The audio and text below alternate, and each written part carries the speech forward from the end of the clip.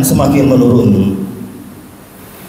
Ibadah haji adalah ibadah yang sangat berat dan melelahkan, karena ibadah haji adalah ibadah jasmaniah dan rohaniah. Ibadah haji adalah ibadah yang memerlukan pembiayaan yang sangat banyak dan juga tentunya waktu yang lama untuk berpisah dengan keluarga dan kampung halaman. Ibadah haji adalah ibadah yang diperlukan pengerahan tenaga dan pikiran serta pengendalian perasaan serta nafsu yang ketat.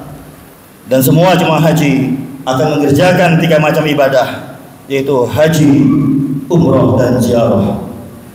Karenanya, di dalam pelaksanaan ibadah haji, setiap orang akan mengalami berbagai perasaan dan peristiwa yang hendaknya diatasi dengan penuh kesabaran dan menahan diri dari rasa marah, kecewa, jengkel, dan lain-lain sebagainya, baik pada waktu sebelum berangkat ataupun ketika dalam perjalanan maupun sesudah berhaji.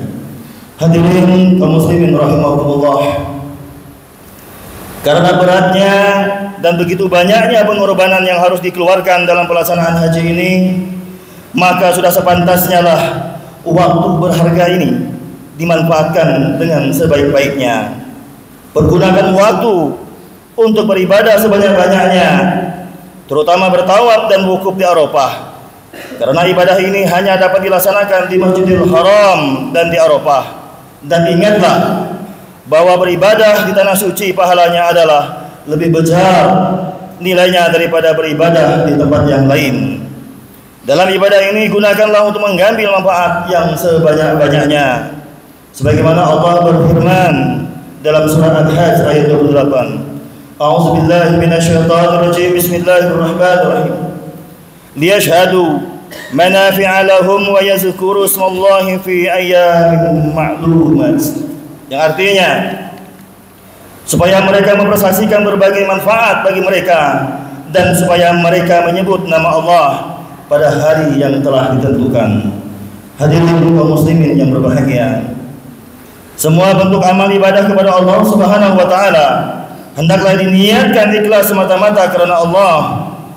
Berkaitan dengan berangkat haji, hendaknya berhaji dengan niat ikhlas semata-mata karena melaksanakan perintah Allah Subhanahu wa taala. Berangkat haji bukan karena di dunia saja, bukan karena gengsi, bukan karena harga diri, bukan karena ingin dicap dan digelar sebagai Pak Haji. Dan mengenai niat dalam beramal ini, Hujatul Islam Imam Al-Ghazali dalam bukunya Mau'izatul Mu'minin yang merupakan ringkasan dari Ihya Ulumuddin, beliau menuliskan bahwa niat dalam beramal ini ada 3 macam. Niat beramal yang cenderung kepada ketaatan, dan inilah yang menghasilkan pahala dari Allah Subhanahu wa taala. Yang kedua, niat beramal yang cenderung kepada kemaksiatan, dan tentunya ini mengakibatkan dosa. Dan yang ketiga adalah niat beramal yang mubah. Hadirin kaum muslimin jemaah-jemaah rahimakumullah, amalan yang diniatkan beribadah kepada Allah tentunya akan mendapatkan pahala. Satu amalan dapat dipakai dalam beberapa niat, dan tiap-tiap niat akan mendapatkan pahalanya masing-masing. Sebagai contoh, orang yang pergi ke masjid dengan niat ke masjid, dia sudah mendapatkan pahala pergi ke masjid. Masjid adalah rumah Allah.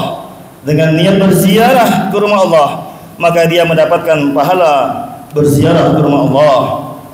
Di masjid kita berniat menantikan sholat berjamaah, dan niat menantikan sholat berjamaah pahalanya adalah seperti orang yang sholat berjamaah. Di masjid kita niat zikir kepada Allah, maka dapat pula kita pahala zikrullah. Di masjid kita berniat pula untuk menerima nasihat-nasihat agama atau memberikan nasihat agama, dan untuk kegiatan ini pula kita dapat pahalanya. Di masjid adalah tempat berkumpulnya orang-orang yang soleh, orang-orang yang ahli ibadah, ahli agama, dan orang-orang yang sangat mencintai Rabbnya, yakni Allah Subhanahu wa taala. Oleh karenanya kita berniat mencari teman atau saudara karena Allah, ini pula akan mendapatkan pahalanya. dan lain-lain sebagainya. Niat amalan yang cenderung kepada kemaksiatan dan ini menimbulkan dosa. Kata Imam Ghazali, amalan kemaksiatan tidak dapat bercampur dengan amalan ketaatan walaupun diniatkan untuk kebaikan. Sebagai contoh, orang yang membangun masjid tetapi dari harta yang haram, maka amalan yang semacam ini tidak dapat memberi bekas. Yang asalnya haram tetaplah haram dan tidak bisa berubah menjadi halal. Oleh karenanya itu, berkaitan dengan berangkat haji, maka syarat yang utama supaya menjadi haji yang mabrur adalah harus dengan harta yang halal, bukan dari harta yang haram, bukan dari hasil judi, manipulasi, korupsi, perdagangan minuman keras dan lain-lain sebagainya. Man iktasaba ma lam min khairi hillihi fa in tasaddaqa bihi lam yaqbal minhu wa in anfaqa minhu lam yubarak lahu fihi wa in tarakahu khalfa zuhrihi kana zadahu ila an-nar. Artinya, barang siapa yang mengumpulkan harta dari jalan yang tidak halal, kelak apabila ia bersedekah tidak akan diterima sedekahnya, dan jika ia membelanjakan tidak akan diberkahi pembelanjaannya, dan jika ditinggalkannya sebagai harta pusaka akan menjadilah harta itu sebagai api yang akan membakarnya di dalam neraka jahanam. Sufyan Ats-Tsauri berkata, perumpamaan orang yang membelanjakan hartanya kepada Allah laksana orang yang mencuci baju yang bernajis dengan air kencingnya sendiri. Tentulah perbuatan itu tidak akan memberikan kebersihan kepada baju itu, malah menambah kotor dan bertambahlah najisnya.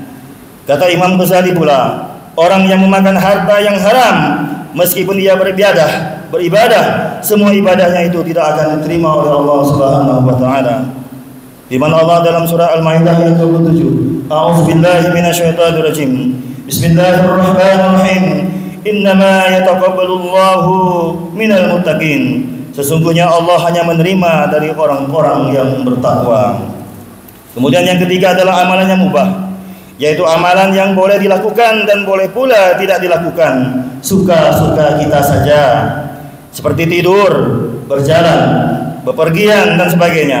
Amalan mubah tentu saja diawali dengan niat pula. Niat ini dapat menjadi kebaikan dan bernilai ibadah, atau bisa juga sebaliknya menimbulkan kemaksiatan dan mengakibatkan dosa. Innamal a'malu binniyat. Segala perbuatan itu tergantung dengan niatnya masing-masing.